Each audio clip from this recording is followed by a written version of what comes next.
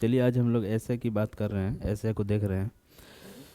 ये 2000 कब का, 2023 का है ना। 2023 यूपीएससी। लड़कियां बंदिशों के तथा लड़के अपेक्षा के बोझ तले दबे होते हैं, दोनों ही समान रूप से हानिकारक व्यवस्थाएं हैं। तो भूमिका क्या लिखा जाएगा, बताइए।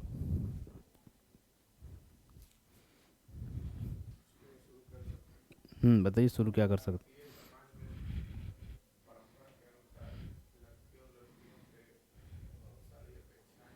हम्म।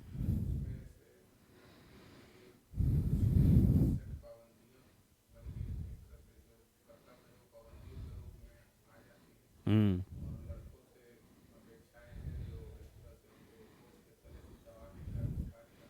हम्म।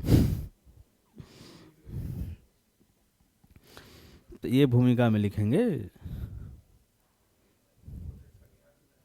कोटेशन याद नहीं हुआ तो उससे क्या फ़र्क पड़ता है, कोटेशन हो सकता है आपको उस समय याद नहीं हो, लेकिन एक चीज़ तो याद होगा ना कि लड़के और लड़कियां समाज के दो पहलू हैं। जैसे आप सिंपल लिख सकते हैं, अगर एक समाज एक रथ है तो लड़के और लड़कियां उसके दो पहिए हैं। ठीक है। तो समाज में दोनों को बराबर की भूमिका मिलनी चाहिए थी, और दोनों के बराबर की भूमिका से ही समाज एक विकसित प्रगतिशील समाज बन सकता है। इतिहास में भी ऐसे कई मौके देखने को मिले हैं जहाँ की महिलाओं को बराबर का मौका मिला है। हाँ, लेकिन जितनी मिलनी चाहिए थी उतनी नहीं मिली है। लेकिन फिर भी समाज में कुछ महिलाओं को, अगर हम इतिहास की बात करें तो संभ्रांत वर्ग की महिलाओं को हो सही, लेकिन मौका तो मिला था। नहीं मतलब पिछड़े वर्ग की महिलाओं को ठीक है नहीं मिला, लेकिन जो संभ्रांत वर्ग की महिलाएं थी उनको तो मौका मिला था। वो तो शासन प्रशासन में भी आई थी कि नहीं आई थी, बिल्कुल आई थी। हाँ, तो इसीलिए तो यहाँ से आप भूमिका शुरू करें ना पहले, कि दोनों समाज के लिए इम्पोर्टेंट है। अब उसके बाद आप लिखेंगे, आइए इस बात को हम अपने जीवन में, जीवन के उदाहरणों से देखें कि लड़कियों के ऊपर निम्न किस प्रकार की बंदिशें लगाई जाती है। ठीक है। तब उसके बाद आपने पहला पॉइंट नहीं, यहाँ पे लिखना पड़ेगा आपको पहला पैराग्राफ, दूसरा पैराग्राफ। तो लड़कियों पर जितनी तरह की बंदिशें हैं उन बंदिशों को आप 5, 7, 8, 10 पैराग्राफ में जिक्र कर दीजिए। ठीक है। कि लड़कियों पर शादी की बंदिशें हैं, घर से बाहर नहीं जाने की बंदिशें हैं, पेरेंट्स के पास जो है, हमारे पेरेंट्स के पास जो संसाधन जो है वो रिसोर्स कम होता है, इसीलिए वो लड़कों पर खर्चा करना चाहता है, लड़कियों पर खर्चा कम करता है। इस तरह की बंदिशें लड़कियों के ऊपर है। ठीक है। और यहीं पे फिर वो ऐसे जो हम लाइन बताए थे, लाइन चिपका दीजिए कि कीमत तो बहुत बढ़ गई सामान की। वहाँ पे धान नहीं लिखना, यहाँ पे सामान लिखना है। ठीक है। कीमत तो बहुत बढ़ गई सामान की, लेकिन बेटियां न पढ़ सकी किसान की।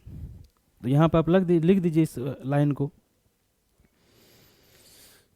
तो ये हो गया हमारा लड़की के विषय में।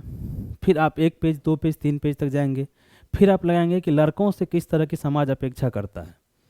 तो लड़कों से अपेक्षा आज से नहीं, भारत के इतिहास में हमेशा से लड़कों से अपेक्षा रहा है कि अगर पहले राजतंत्र की बात करें तो वो चाहता था कि हमारा बेटा राजा बने। ठीक है। अभी हम अगर लोकतंत्र में रहते हैं तो लोकतंत्र में ये व्यवस्थाएं हैं कि हर माँ बाप अपने बच्चे से अपेक्षा करता है, बेटे से, कि आप डॉक्टर बने, इंजीनियर बने, आईएएस अधिकारी बने, अलग अलग डिफरेंट डिफरेंट फील्ड में आप जाएं। तो ये उनकी अपेक्षाएं हैं। तो आपने दोनों को बखूबी लिख दिया। और फिर बताना है कि दोनों ही समाज के लिए हानिकारक कैसे हैं। ठीक है। तो हानिकारक ये है कि लड़के इसके कारण सुसाइड कर लेते हैं, इतने उसकी उससे इतनी अपेक्षाएं। फिर आपको यहाँ पे कोटा का एग्जाम्पल देना पड़ेगा। ठीक है।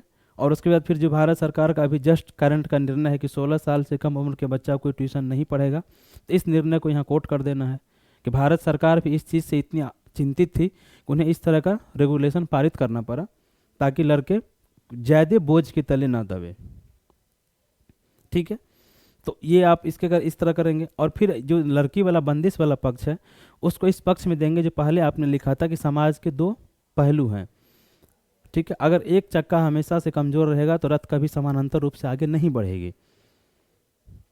और उसके बाद फिर लड़कियों की जो उपलब्धियां हैं अन्य फील्ड में आप उसे दिखाएंगे कि लड़कियों को जहां मौका मिला है वहां उन्होंने अपना कर्तव्य कहिए या अपना साहस कहिए या अपनी उपलब्धि उन्होंने दिखाया है, चाहे वो साइंस के सेक्टर में हो, सैन्य सेक्टर में हो। ठीक है। और महिलाएं तो राजतंत्र में भी जैसे रजिया सुल्तान शासक बनी थी। ठीक है। उसके बाद जो है हमारे जहांगीर की पत्नी ही शासन चलाती थी। बिल्कुल झांसी की रानी का आप जिक्र कर सकते हैं, ये आज़ादी के टाइम की बात है कि झांसी की रानी का आप जिक्र कर सकते हैं। अगर बिहार में इस ऐसे को लिख रहे थे, बिहार में जो 2-3 को महिला, प्रभावती देवी थी, राजवंशी देवी थी, इन सब का, सरोजनी नायडू, ठीक है, वो विद्यावासिनी देवी, ये सब का काफ़ी योगदान था। आखिर उन महिलाओं को मौका मिला बंदिशें तोड़ के, तब तो वो आगे आई। हाँ, तो ये फिर और लिखना है कि समाज की समय की आवश्यकता है कि लड़के से न ज़्यादा अपेक्षा करनी चाहिए थी और लड़कियों पर न ज़्यादा बंदिश लगानी चाहिए थी, तभी हमारा समाज आगे चल सकता है। तो ये इसका कंक्लूजन होता है, आपके ऐसे का ही कंक्लूजन होता है, निष्कर्ष होता है। इन्हीं दोनों को समान रूप से आगे बढ़ने का मौका दिया जाना चाहिए था, तभी हमारा समाज सफल समाज कहलाएगा या सफल समाज होगा। ठीक है। और यहाँ पे विवेकानंद जी का एक कोटेशन था, वो कोटेशन आप दे सकते हैं। कहा था कि अगर किसी भी समाज की स्थिति को देखना है तो उस समाज की महिलाओं की स्थिति को आप देखिए। ठीक है, उस समाज में महिलाओं की क्या स्थिति है। तो ये इस ऐसे में लिखना था 5, जो हमारा ये पहला ऐसे है।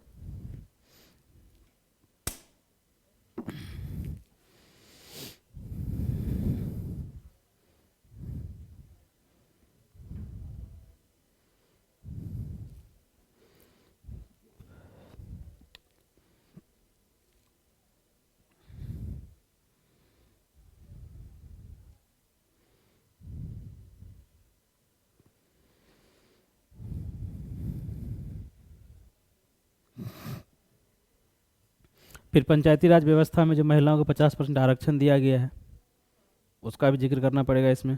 बंदिशों को हटाने के लिए जब आप देंगे, केंद्र सरकार के द्वारा जो 33% का लोकसभा, ये सारी योजनाएं नहीं लिखनी है उसमें। हाँ, तो वो आप ये लिखेंगे कि सरकार के द्वारा इन बंदिशों को हटाने के लिए बहुत सारे कदम उठाए गए हैं, जिसमें भारत सरकार के द्वारा भी कुछ कदम उठाया गया है और राज्य के स्तर पर भी कुछ कदम उठाए गए हैं। जिसमें भारत सरकार का जो पंचायती राज आरक्षण व्यवस्था है, लोकसभा विधानसभाओं में 33% आरक्षण की व्यवस्था किया गया है। बिहार में मुख्यमंत्री जी के द्वारा बहुत सारा योजनाएं चलाया गया महिलाओं के उत्थान और विकास के लिए। तो आप इन सभी को इसमें जिक्र करेंगे। जो बंदिश हटाने के लिए सरकार ये किया गया है। सरकार अपने तरफ से समाजी बहुत सारी बंदिशें अब धीरे धीरे हटा रही है। जैसे पहले लड़कियां पढ़ने के लिए बहुत कम आती थी, लेकिन आज स्कूल में उसका नामांकन बहुत अधिक है। लगभग 96% के आसपास लड़कियों, 93% के आसपास लड़कियों का नामांकन हो गया है। अन्य सेक्टर में भी लड़कियां आ रही है। हाँ, उच्च शिक्षा में मोटा मौका मिल रहा है, जुडिशरी में आ रही है, सैन्य सेवा में महिलाएं लड़कियां जा रही है। तो ये सब चीज़ हमारे समाज में अच्छा हुआ है। तो ये आपको बंदिश हटाने वाले पे लिखना था, लड़कियों पे क्या बंदिश थी और लड़का से क्या अपेक्षा करता है। उसके पेरेंट्स तो अपेक्षा करते ही करते, समाज भी अपेक्षा कर लेता है और जिसका नकारात्मक परिणाम निकलता है। ठीक है। और पढ़ने तक ही नहीं, पढ़ने के बाद भी जैसे लड़का अगर जॉब में चले भी गया तो उसके बाद भी उसकी पत्नियां की भी अपेक्षा होती है कि हमारा पति और कमाए। ठीक है। और अभी हम गोपालपुर में रह रहे हैं, तो हम जो है क्या नाम है, कनाट पैलेस में जाके रहे, तो लड़के वहाँ तक हो जाता है। ठीक है। तो उस अपेक्षाओं को लिखना है कि समाज की अपनी अपेक्षा होती है, पेरेंट्स की अपनी अपेक्षा होती है, और जब वो गृहस्थ जीवन में प्रवेश करता है तो पत्नी और बच्चों की अपनी अपेक्षाएं होती हैं।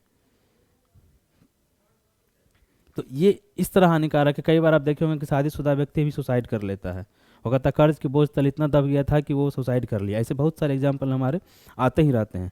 तो एक पक्ष है हमारा जो शादी से पहले कि लड़का पढ़ाई के कारण उसके ऊपर जॉब का प्रेशर होता है, और दूसरा फिर शादी के बाद भी, बहुत शादी में तो बेरोजगार में भी शादी कर लेता है, उसके बाद भी उसके ऊपर प्रेशर बना रहता है, तो सुसाइड तक मामला पहुंच जाता है।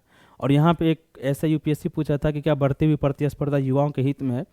तो ऑलरेडी लड़का के बीच में इस अपेक्षा कारण लड़के लड़के के बीच में इतनी प्रतिस्पर्धा हो गई है कि आदमी अपने परिवार तक को समय नहीं दे पाता है। जैसे निजी कंपनियों में, प्राइवेट कंपनी में कहा जाता है कि आप जब अपने ऑफिस जाते हैं तो आपके बच्चे सो रहे होते हैं, और जब आते हैं तो आपके बच्चे सो जाते हैं। ठीक है। तो आदमी के अंदर से जो ये बोझ है ना, वो इमोशन को कम करते जा रहा है। ये सब ऐसा कलन होता है कि आदमी के अंदर जो इमोशंस था, ये बोझ उसके इमोशंस को कम कर दिया है।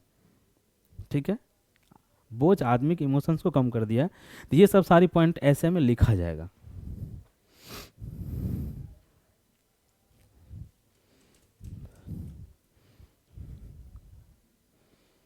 तो चलिए, उम्मीद करते हैं पहला ऐसे समझ गए होंगे। अब इसमें कुछ बताने की आवश्यकता नहीं है ना। चलिए हम लोग ये दूसरा ऐसे की बात करें, गणित ज्ञान का संगीत है, इसमें क्या होता है भाई। उससे पहले ये देख लीजिए, थोड़ा आसान है, 7वां का पहले, जिस समाज में अधिक न्याय होता है उस समाज को दान की आवश्यकता कम होती है। तो इसमें क्या लिखा जाता है कि जिस समाज में अधिक न्याय होता है उस समाज को दान की कम आवश्यकता होती है।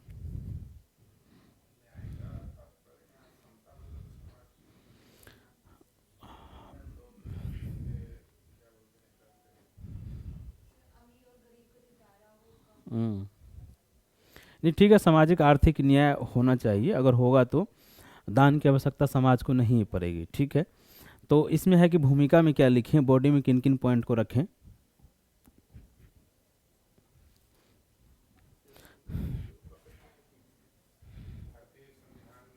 हम्म। हम्म।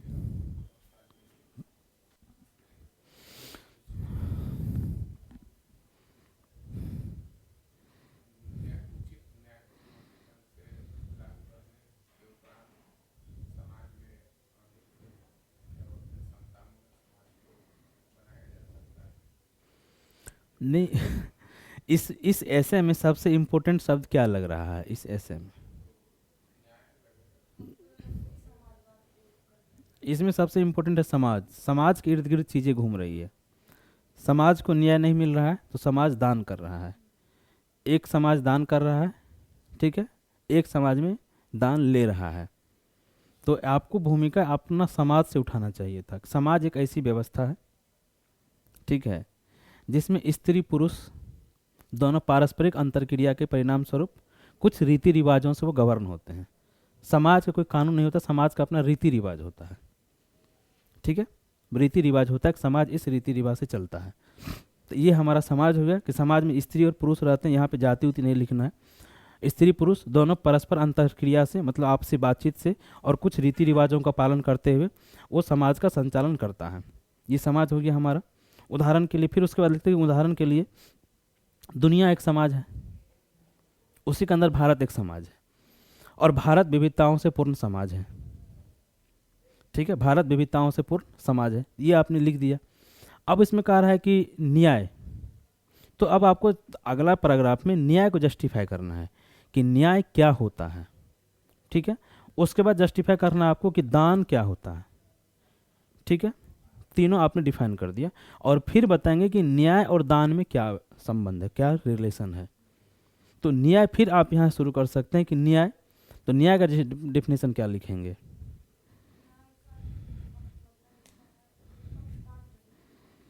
ठीक है, पक्षपात रहित और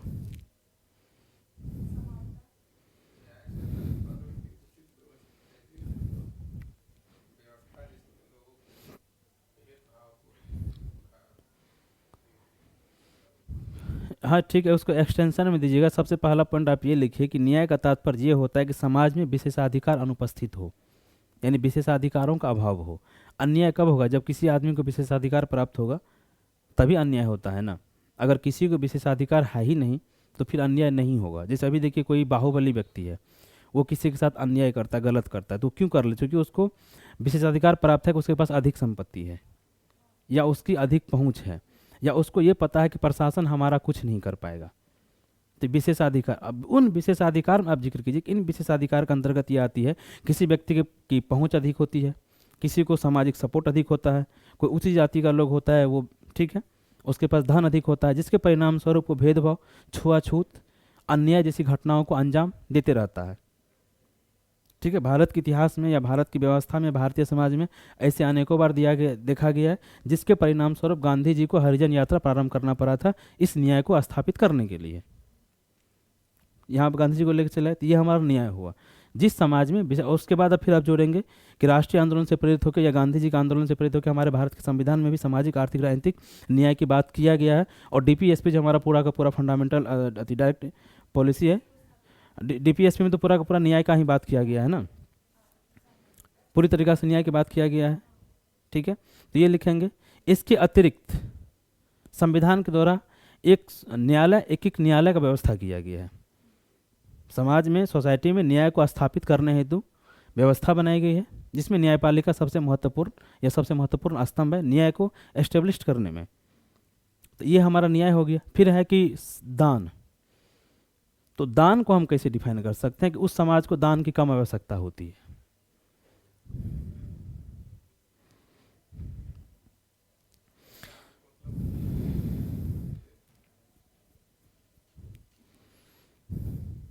ऐसे होता है दान का तात्पर्य अभाव से होता है, अभाव, ठीक है, यानी हाँ समाज, ऐसे हम लिखे समाज या व्यक्ति जब अपने जीवन में या अपने प्रगतिशील जीवन में किसी भी चीज़ के अभाव का महसूस करता है, ठीक है, या किसी भी चीज़ का उनके पास अभाव होता है तो वो दान पर निर्भर हो जाता है।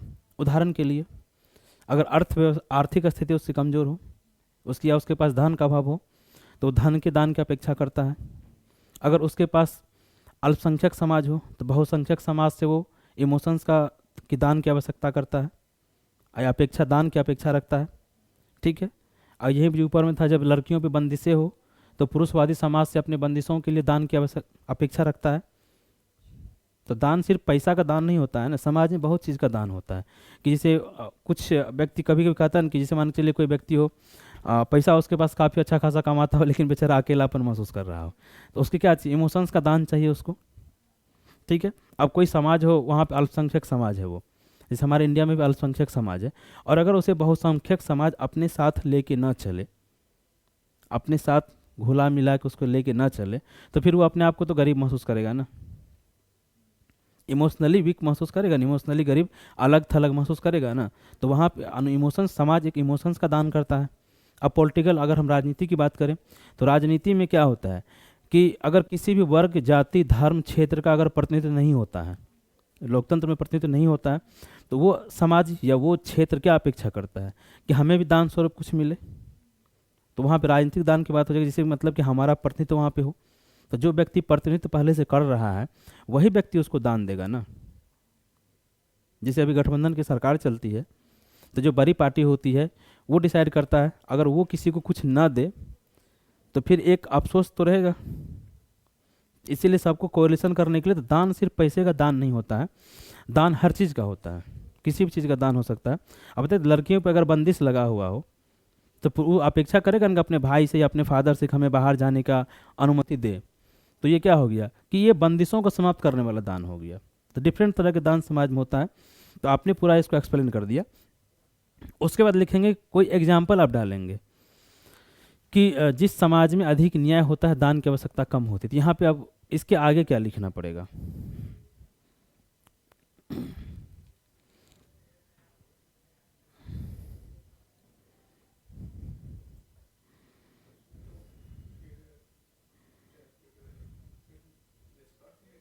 नहीं नहीं, अभी तो और भूमिका बचा हुआ है काफ़ी सारा। जैसे बहुत सारे एग्जाम्पल आप यहाँ पर उठा के डालिए। हम्म, तो ये सब तो आपने डिफाइन कर दिया कि ठीक है, लेकिन अब हमको ये दोनों में कोरिलेशन एस्टेब्लिश करना है कि जिस समाज में अधिक न्याय होता है वहाँ उस समाज को दान की कम आवश्यकता होती है। तो यहाँ पे कोरिलेशन अब एस्टेब्लिश हमें करना पड़ेगा ना, कोई समाज का ऐसे एग्जाम्पल लेना पड़ेगा कि वहाँ पे दान की कम आवश्यकता हो। जैसे देखिए हमारा भारत, यहीं पर हम एग्जाम्पल लेते हैं। हम भारत है, भारत एक प्रगतिशील वैश्व लोकतंत्र है। हमारे लोकतंत्र में या भारत की संसदीय व्यवस्था में हर समाज के लिए राजनीतिक प्रतिनिधित्व की बात की गई है। अगर हम उदाहरण देखें, उदाहरण के लिए बात करें, SC ST समाज को लोकसभा में आरक्षण दिया गया है, विधानसभाओं में आरक्षण दिया गया है, महिलाओं को आरक्षण दिया गया है। और हमारे लोकतंत्र की एक खूबसूरत व्यवस्था है कि गठबंधन की राजनीति चलती है। तो जब गठबंधन की राजनीति में या संविधान के द्वारा राजनीतिक व्यवस्था में सभी को, सभी के साथ राजनीतिक न्याय होता है, सबको प्रतिनिधित्व मिलता है, तो सभी के साथ राजनीतिक न्याय होता है, तो राजनीतिक रूप से भारत में किसी भी समाज को दान की आवश्यकता महसूस नहीं होती है। ठीक है, क्या है? सभी पॉलिटिकल पार्टी का, जितने अब हर जगह हर क्षेत्र में पॉलिटिकल पार्टी बना हुआ है, सभी कहीं ना कहीं सरकार में शामिल है, स्टेट गवर्नमेंट में या केंद्र सरकार में कहीं ना कहीं शामिल है। तो वो क्या हुआ, यहाँ पे न्याय की बात तो नहीं है। अब अगर आप ऐसे और अगर विशेष समझना चाहे तो आप देखिए, आज से कुछ दिन पहले हमारे देश में अगर 1989 तक की हम बात करें तो 1989 तक क्या होता था, कांग्रेस का प्रभुत्व था पूरे देश में, राजीव गांधी यहाँ तक प्रधानमंत्री बने थे। तो उस समय क्षेत्रीय पार्टियां उतना स्ट्रांग नहीं था। तो उन लोगों को ये लगा कि भाई हमारे साथ न्याय नहीं हो रहा है, हमें कांग्रेस के दान पर निर्भर रहना पड़ रहा है। तो उनके पास विकल्प था, तो उन्होंने पॉलिटिकल पार्टियां बनाई। अपने आप को स्ट्रांग किया, लोगों से जोड़ा, और वो सत्ता में न्याय का भागीदारी बना, हिस्सेदारी बना। तो क्या हुआ, अब उनको दान की आवश्यकता नहीं पड़ी। अगर हमारे संविधान में या हमारे पॉलिटिकल सिस्टम में या हमारे डेमोक्रेसी में इस तरह का व्यवस्था नहीं होता, अमेरिका की तरह ही होता कि दो पार्टी सिस्टम हमारे यहाँ भी रहेगा, जिस तरीका से हमारे यहाँ बहुदलीय व्यवस्था है, अगर ये नहीं होता कि नहीं दो ही पार्टी रहेगा, तो शायद पॉलिटिकल रूप से भी दान की आवश्यकता पड़ती। हाँ, तो फिर पॉलिटिकल रूप से दान की आवश्यकता पड़ती ना, कि भाई आप दो से अधिक पार्टी बना ही नहीं सकते हैं, या तो आप इस पॉलिटिकल पार्टी से जुड़िए या आप इस पॉलिटिकल पार्टी से जुड़िए। ठीक है, तो फिर क्या होता, आप दान पर निर्भर करते। तो हमारे पॉलिटिकल समाज ने इस चीज़ को एस्टेब्लिश किया है, तो वहाँ पे दान की आवश्यकता नहीं पड़ती है। ठीक, अब यहाँ पे हम आर्थिक को लेके चले आएंगे। आर्थिक में कि आर्थिक चीज़ों में हमारे समाज ने दान को, न्याय को एस्टेब्लिश नहीं किया है। ठीक है, और फिर यहाँ पे हम ऑक्सफैम का रिपोर्ट का जिक्र कर देंगे कि ऑक्सफैम इंडिया के अनुसार 1% व्यक्ति के पास भारत की लगभग 45% 47% धन है। इसीलिए भारत सरकार को 5 kg अनाज वितरण करना पड़ रहा है। तो क्या है, तो ये लोग आर्थिक रूप से दान पर निर्भर हैं। अगर इसी समाज में हमारे जो संविधान में लिखा हुआ है आर्थिक न्याय हो, और आर्थिक न्याय हो जाए, तो किसी भी व्यक्ति को दान की आवश्यकता नहीं पड़ेगी। ठीक है, अब अन्य देश जगह से आप एग्जाम्पल ले सकते हैं, जैसे नेल्सन मंडेला ने, नेल्सन मंडेला कहाँ के रहने वाले थे, अफ्रीका के, साउथ अफ्रीका के रहने वाले थे। तो जब साउथ अफ्रीका में आप लोगों को पता होगा कि व्हाइट और ब्लैक का काफ़ी सारा क्लैश चल रहा था, उन्होंने वहाँ जब आंदोलन किया, अपनी सरकार बनाई, तो कुछ लोगों ने कहा क्या कि आप जो है उनसे बदला लीजिए। तो उन्होंने रग्बी का आयोजन करवाया था और बदला नहीं लिया था, समाज को एस्टेब्लिश करने का प्रयास किया। तो इससे क्या हुआ कि वहाँ पे न्याय हुआ ब्लैक के साथ, तो दान की आवश्यकता नहीं पड़ी। तो ये एग्जाम्पल आप यहाँ पे डालेंगे, एक इंटरनेशनली एग्जाम्पल, एक अपने इंडिया का एग्जाम्पल, और यही व्यवस्था हमारा होना चाहिए था हर चीज़ में।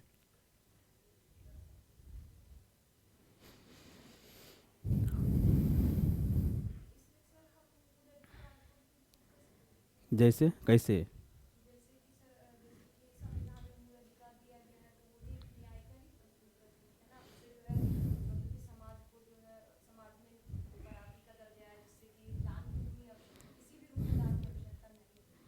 नहीं नहीं, मौलिक अधिकार था कि आपके अगर व्यक्तिगत अधिकार को उल्लंघन हुआ है तो आप उनकी बात कीजिए, लेकिन यहाँ पे समाज की बात किया जा रहा है ना।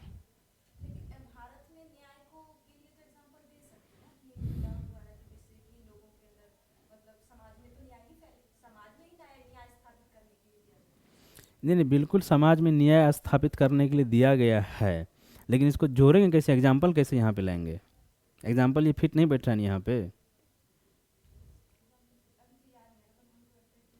नहीं, याद आएगा तो आप हमें बताइएगा, लेकिन यहाँ पे वो फिट नहीं बैठ रहा है कि मौलिक अधिकार दिया गया, हम डीपीएससी बताएंगे, डीपीएससी दिया गया पूरी तरीक़ा से। हाँ, सर्वोच्च न्यायालय बनाया गया सिर्फ न्याय प्रदान करने के लिए ही। ठीक है, और ऐसे लिख सकते किसी भी समाज का अगर अधिकारों का उल्लंघन होता है, समाज का अधिकारों का उल्लंघन होता है, तो न्याय के लिए सर्वोच्च न्यायालय जाता है, और सर्वोच्च न्यायालय न्याय एस्टेब्लिश करता है, तो फिर उसे बहुसंख्यक समाज के दान की आवश्यकता नहीं रहती है। और फिर यहाँ पर आप आरक्षण का हम बात बताएंगे, आरक्षण का भी जिक्र करेंगे कि किस तरीक़ा से आरक्षण ने सामाजिक न्याय को एस्टेब्लिश करने का प्रयास किया है। ठीक है,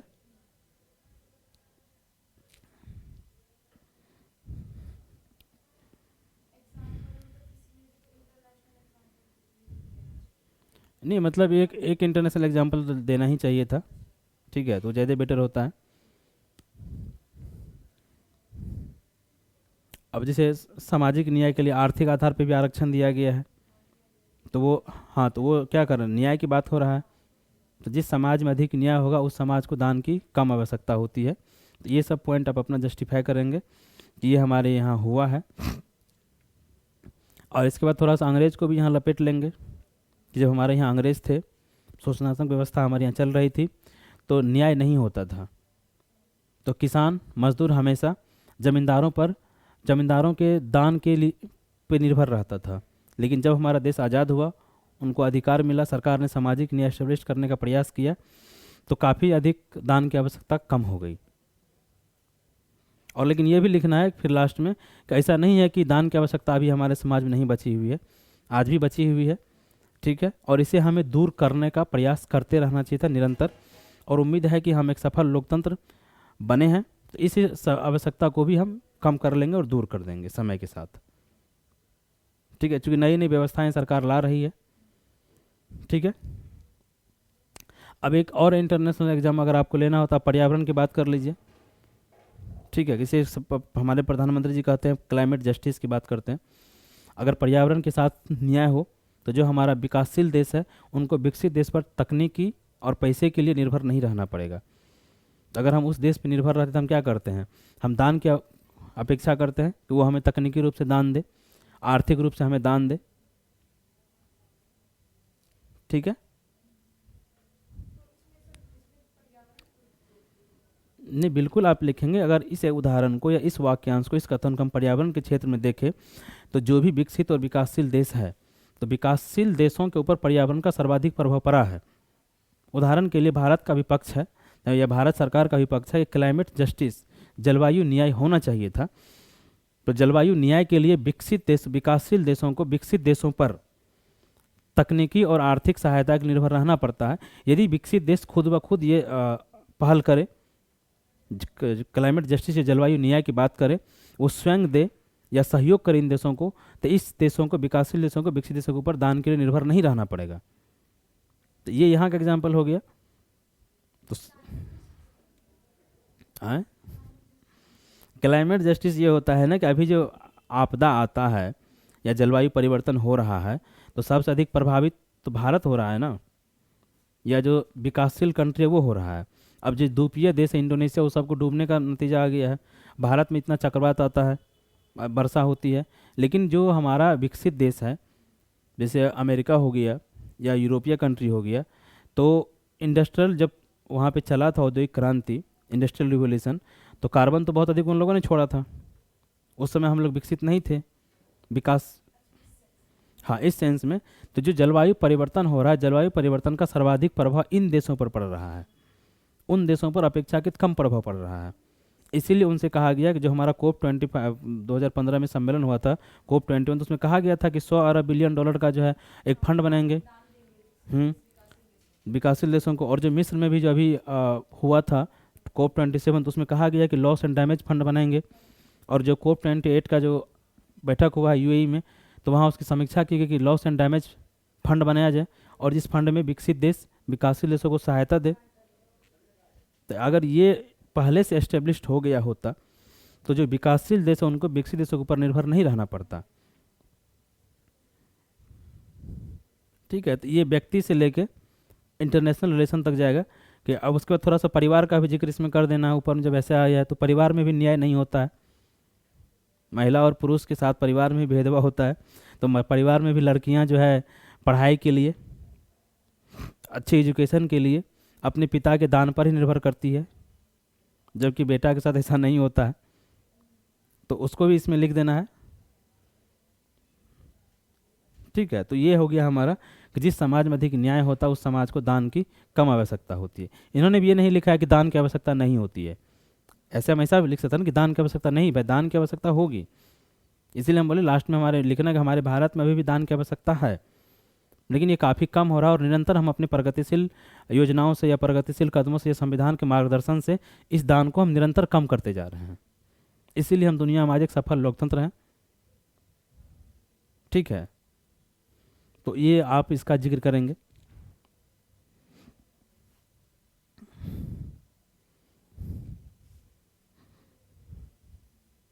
ये जो लास्ट वाला ऐसे, ये तो कई बार रिपीट हुआ है, पहले भी यूपीएससी कई बार पूछा है इस ऐसे को कि शिक्षा वह है जो विद्यालय में सीखी गई बातों को भूल जाने के बाद भी शेष रह जाती है। तो इसमें क्या लिखा जाएगा?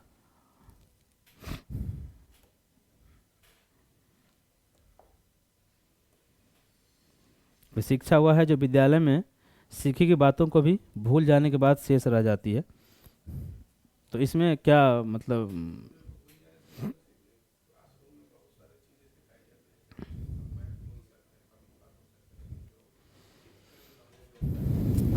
इसको एक शब्द में बोलिए, इन्फॉर्मेशन। क्लासरूम जो है, जो ये आप कहा था कि विद्यालय जो में सीखी गई बातों को भूल जाने के बाद भी, तो विद्यालय हमें इन्फॉर्मेशन भी तो देता है। क्लासरूम हमें इन्फॉर्मेशन देता है, पुस्तक हमें इन्फॉर्मेशन देता है। एजुकेशन का 3 पार्ट होता है। क्या होता है? एक होता है हमारा इन्फॉर्मेशन, जिसको हम लोग कहते हैं, और ये इन्फॉर्मेशन बनता है हमारा नॉलेज। ठीक है, इन्फॉर्मेशन हमने लिया, इन्फॉर्मेशन को हमने प्रोसेस किया, तो ये बना हमारा नॉलेज। और इसके बाद जो आता है, जो बोला कि जो शेष रह जाती है, शेष रह जाता है हमारा विजडम, जिसको हम लोग कहते हैं बुद्धिमत्ता। ठीक है, तो इन्फॉर्मेशन, नॉलेज और विजडम। तो हम क्या होता है, इन्फॉर्मेशन को भूल जाते हैं। हमें ये हो सकता है याद ना है कि गांधी जी का जन्म कब हुआ था, तो ये इन्फॉर्मेशन है। लेकिन विजडम, हमने जो गांधी जी के व्यक्तित्व से जो सीखा, वो हमारा विजडम है, तो उसको हम नहीं भूलते हैं। तो इस ऐसे का मेन एसेंस ये था कि हम इन्फॉर्मेशन भूल जाते हैं, लेकिन हम विजडम को नहीं भूलते हैं। जो हम इथिक्स, नैतिकता सीखते हैं, उसको हम नहीं भूलते हैं। अब देखिए, शिक्षा वह है जो विद्यालय में सीखी गई बातों को भूल जाने का। तो विद्यालय मतलब क्या? हम प्राइमरी स्तर पे कुछ सीखते हैं, माध्यमिक स्तर पर सीखते हैं, कॉलेजों में जाके सीखते हैं, समाज हमें कुछ सिखाता है। ठीक है, और जो शेष रह जाता है, तो हर व्यक्ति के जीवन में कुछ ना कुछ शेष रहता। गांधी जी के जीवन में कुछ शेष था। वकालत की डिग्री उन्होंने की थी, वकालत की सारी बातें वो भूल गए और वो इथिकल व्यक्ति बन गए। ठीक है, इस तरीक़ा से बहुत सारे उदाहरण हमारे समाज में अवेलेबल हैं कि बहुत सारे लोग देखिए, जिस पेशा में वो उस पेशा में बहुत अच्छे कर सकते थे, उनके पास उस पेशा से संबंधित बहुत अधिक नॉलेज था, लेकिन फिर वो उनको छोड़ के चले आते हैं। इन्फॉर्मेशन वो भूल गए, लेकिन उनके पास विजडम शेष रह गया, और फिर विजडम ने उसे कहा कि आपको अब ये करना चाहिए था। तो इसमें क्या लिखे हैं, कहाँ से शुरू करें, इसमें किन किन पॉइंट का जिक्र करें, क्या क्या लिखे हैं इसमें?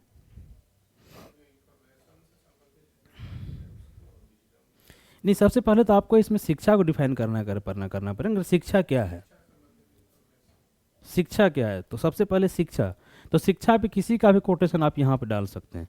शिक्षा पे बहुत लोगों ने बहुत सारा कोटेशन दिया है, तो ये ऐसा है कि जहाँ आप कोटेशन से स्टार्ट कर सकते हैं। ठीक है, ये उस तरह का ऐसा है कोटेशन से। अब तो शिक्षा के विषय में अक्सर कहा जाता है कि शिक्षा बहुआयामी विकास, व्यक्तियों का बहुआयामी विकास शिक्षा है। अब किसी भी व्यक्ति का आप कोटेशन यहाँ पे डाल दिए, शिक्षा पे गांधी जी ने क्या कहा, सुभाष चंद्र बोस ने क्या कहा, स्वामी विवेकानंद का भी बहुत सारा कोटेशन है शिक्षा पे, कोई एक कोटेशन आप यहाँ पे डाल दिए। ठीक है, और इसके बाद फिर आप क्या लिखेंगे, फिर आप विद्यालय को डिफाइन करेंगे। आपने शिक्षा लिख दिया, शिक्षा बहुमानव के बहुआयामी विकास का महत्वपूर्ण स्रोत है। ठीक है, यह मुख्य पहलू है। इनके द्वारा मानव का सामाजिक, आर्थिक, राजनीतिक, मानसिक, नैतिक, प्राकृतिक विकास होता है। किसी का कोटेशन आप डाल दिए यहाँ पे। फिर उसके बाद आपने विद्यालय को डिफाइन करना शुरू कर दिया कि हमारे देश में या हमारे समाज में या हमारे इतिहास में शिक्षा प्राप्त करने की एक व्यवस्था रही है, जिसमें वर्तमान समय विद्यालय की महत्वपूर्ण भूमिका है। प्राचीन समय से अगर हम बात करें तो गुरुकुल की व्यवस्था हुआ करती थी, जो विद्यालय का ही एक रूप था। ठीक है, तो ये हमारा विद्यालय हो गया। अब उसके बाद है कि विद्यालय हमें क्या क्या सिखाता है। तो एक हमारा शिक्षा हो गया, शिक्षा के साथ बहुत सारी एक्टिविटी या करिकुलम विद्यालय हमें सिखाता है। तो विद्यालय के द्वारा हम सीखते हैं। ठीक है, और हम इन्फॉर्मेशन हमें विद्यालय देता है, इन्फॉर्मेशन हम कलेक्ट करते हैं, और इन्फॉर्मेशन के दम पे हम एक अच्छी जीवन जीने लगते हैं। जैसे अच्छा पैसा कमाने लगता है, अच्छी नौकरी हमें मिल जाती है। तो ये तो आप एग्ज़ाम पास करते हैं आप इन्फॉर्मेशन से, एग्ज़ाम जब पास करते हैं वो इन्फॉर्मेशन से पास करते हैं, लेकिन उस पद पे जाने के बाद उसको किस तरीक़ा से आप रेगुलेट करते हैं, वो पूरी की पूरी तरह जो शेष रह जाती है उस पर डिपेंड करता है। ठीक है, अब बॉम्ब भी जो बनाया जाता है, जो आतंकवादी बॉम्ब बनाता है, तो वो भी तो इन्फॉर्मेशन पे ही बनाता है ना, कि किस मात्रा में किस एलिमेंट को कितना मिलाना है, वो भी एक एजुकेशन ही है। लेकिन उसके अंदर शिक्षा शेष नहीं रह पाई।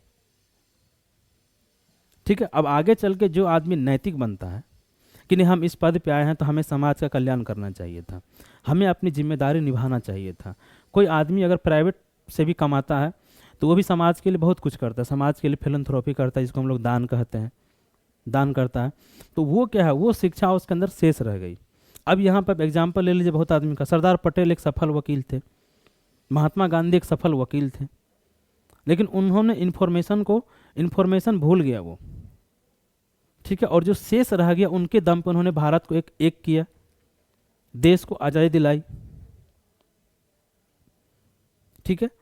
तो आप समझ गए कि आप अपने पर्सनल जीवन से कोई एग्जांपल आप दे सकते हैं, अगर आपको कोई अपना खुद का एक्सपीरियंस याद हो कि हमने ये किया, इस समय हमें ऐसा मौका मिला, हमें इन्फॉर्मेशन दिया गया, लेकिन हमने उस समय ये किया। जैसे किसी अनहोनी के लिए कोई आदमी मर रहा था, ठीक है, तो उस समय हमने उनकी जान बचाई, तो हमारी शिक्षा की जो नैतिकता था वो हमारे अंदर बची रह गई थी, ठीक। तो अब यहाँ पे विद्यालय में सीखी बात, अब यहाँ पे आप देश को भी ले सकते हैं और समाज को भी ले सकते हैं। जैसे एक समाज दूसरे समाज के साथ अन्याय करता है, भारत का भी आप जिक्र कर सकते हैं कि भारत में भी सर्वोच्च न्यायालय के द्वारा जैसे मॉब लिंचिंग को लेके दिशा निर्देश दिया गया, और भारत सरकार ने भी मॉब लिंचिंग को लेके कानून बनाया। पता आप लोगों को मॉब लिंचिंग को लेकर कानून बनाया, अभी सीआरपीसी में संशोधन करके जो भारतीय न्याय संहिता बनाया गया है, ठीक है, और भारतीय नागरिक सुरक्षा संहिता, उसमें इस मॉब लिंचिंग को लेकर कानून बनाया गया है। तो अगर समाज को जो शिक्षा स्कूल के द्वारा दिया गया था, अगर समाज के अंदर ये शिक्षा रह जाती, सीखी की बातों को भूल जाने के बाद जो शेष रह जाता, लेकिन कि जो बात शेष रह जाती है, तो वह किसी आदमी का मर्डर नहीं करता ना, कम से कम।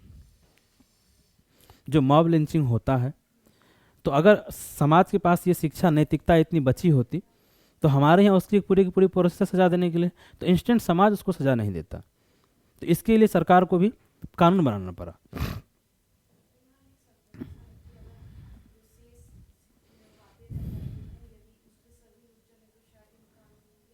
लेकिन आप बिल्कुल लिखेंगे, अगर उस पर चले तो फिर समाज में दान की आवश्यकता नहीं पड़ेगी ना। अगर उस पर चले तो समाज में दान की आवश्यकता नहीं पड़ेगी। तो ये आप यहाँ से एग्जाम्पल ले लेंगे, फिर आप यहीं पे क्लाइमेट जस्टिस वाली बात जोड़ लेंगे कि विकासशील देशों के द्वारा जो है उसके अंदर शिक्षा शेष रह ही नहीं गई है, ठीक है। तो वो इन्फॉर्मेशन से काम चला रहा है, कि इन्फॉर्मेशन वो ये काम चला रहा है कि हमारे यहाँ जो है पर्यावरण का जीडीपी पे बहुत कम प्रभाव पड़ रहा है, ठीक है। जलवायु परिवर्तन का हमारे नागरिकों पर बहुत कम प्रभाव पड़ रहा है, तो वो इस इन्फॉर्मेशन से चल रहा है। लेकिन जो शेष शिक्षा रहनी चाहिए तो उसके अंदर नहीं है, इसलिए वो वैश्विक कल्याण की बात नहीं करता है। जैसे यहाँ पर आप फिर जोड़ दीजिए, क्या नाम है, स्वामी विवेकानंद जी का। स्वामी विवेकानंद जी ने क्या कहा था, वसुधैव कुटुम्बकम, उन्हीं का दिया हुआ स्टेटमेंट है।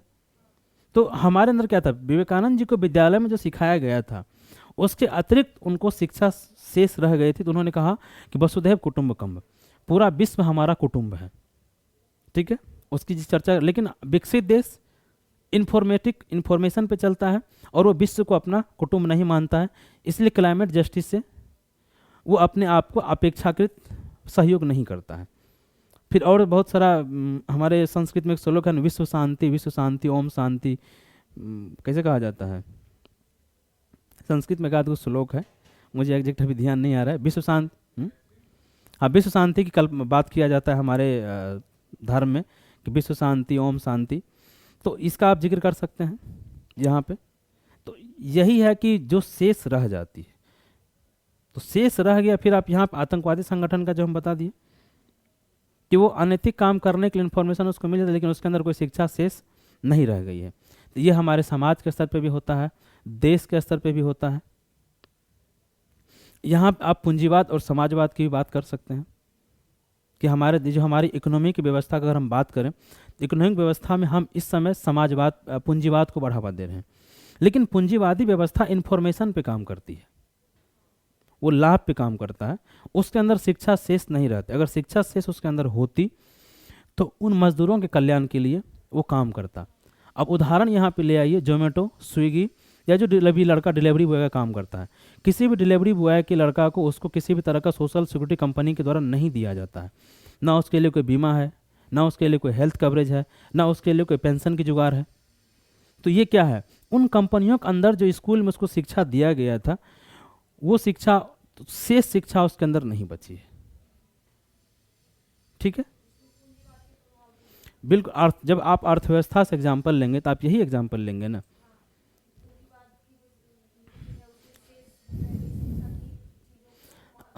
हाँ, तो वही वही बात है यहाँ पे कि अगर मान के चलिए कि उसके अंदर ये शिक्षा होता कि विद्यालय में सीखी बातों को भूल जाने के बाद भी शेष रह जाती है, तो अगर वो विद्यालय में सिखाई के बाद इन्फॉर्मेशन था, इन्फॉर्मेशन तो वो याद रखा, इन्फॉर्मेशन को याद रखा कि पूंजीवाद लाभ के सिद्धांत पर काम करता है और हमें कैसे अधिक से अधिक लाभ कमाना है, लेकिन उसके बाद जो शिक्षा शेष रह जाती है वो उसे ही भूल गया। उदाहरण के लिए मजदूरों को जिस तरीका की सोशल सिक्योरिटी उसे देनी चाहिए थी, उस तरह का सोशल सिक्योरिटी नहीं दिया जाता है। अब यहाँ पे स्विगी, हम तो पता है डिलीवरी बॉय जो भी काम करता है, अगर उस कंपनी के अंदर ये शिक्षा होता वास्तव में, अगर शिक्षा शेष रह जाती, तो वो इन डिलीवरी बॉय के लिए हेल्थ कवरेज का व्यवस्था करता, या आप हमारे दिन इतने दिन काम किए हैं तो उसके लिए कोई पेंशन का व्यवस्था होता। सरकारें पेंशन की व्यवस्था करती है, लेकिन उन्होंने नहीं किया। तो ये क्या है कि शिक्षा उसके अंदर शेष रही ही नहीं। तो हाँ, तो बिल्कुल, तो शेष रहने का मतलब नैतिकता ही ना, विजडम ही है ना। विजडम आपके पास क्या होता है, स्कूल आपको दो चीज़ देता है, एक आपको देता है इंफॉर्मेशन और एक देता है विजडम, कि देखो ये इंफॉर्मेशन है लेकिन इस इंफॉर्मेशन को तुमको इस तरह से यूज करना है। ठीक है, लेकिन आप इंफॉर्मेशन को लेकर आगे बढ़ गए और यूज करने का जो तरीका आपको स्कूल के द्वारा बताया गया तो उसको आप भूल गए। तो वही कह रहे हैं ना कि भूल जाने के बाद भी कुछ शेष रह जाती है, तो जो शेष रहा वो आपके अंदर विजडम रहा। तो विजडम को आपको लेकर अगर चलेंगे तो फिर जिस समाज में जहाँ अन्याय हो रहा है उसको आप अन्याय होते हुए नहीं देखेंगे और कोशिश करेंगे कि हम तो कम से कम अन्याय ना करें। नहीं, बिल्कुल इथिकल पार्ट ही तो है ना, आप उसमें मानवता जोड़िए या इथिक्स जोड़िए, नैतिकता जोड़िए, वही चीज़ उसमें आएगा ना। तो अलग अलग क्षेत्र से हम बोले कि अलग अलग क्षेत्र से आप एग्जाम्पल लेंगे।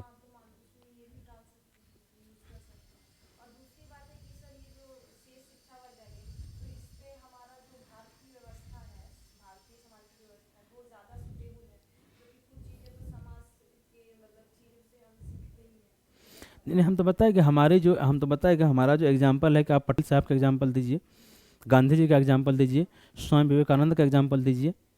तो वो स्कूल से इन्फॉर्मेशन लिए, इन्फॉर्मेशन तो भूल गए लेकिन बाकी शिक्षा शेष रही उसके अंदर, इसलिए उन्होंने विश्व को एक कुटुंब की तरह देखा।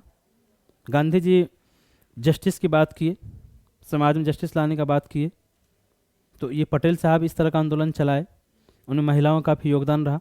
हमारे यहाँ के कुछ महिलाओं का आप जिक्र कर दीजिए कि उनके अंदर स्कूली बातों में सिखाया कि कुछ बातों को तो भूल गया लेकिन कुछ उसके अंदर शेष रह गया।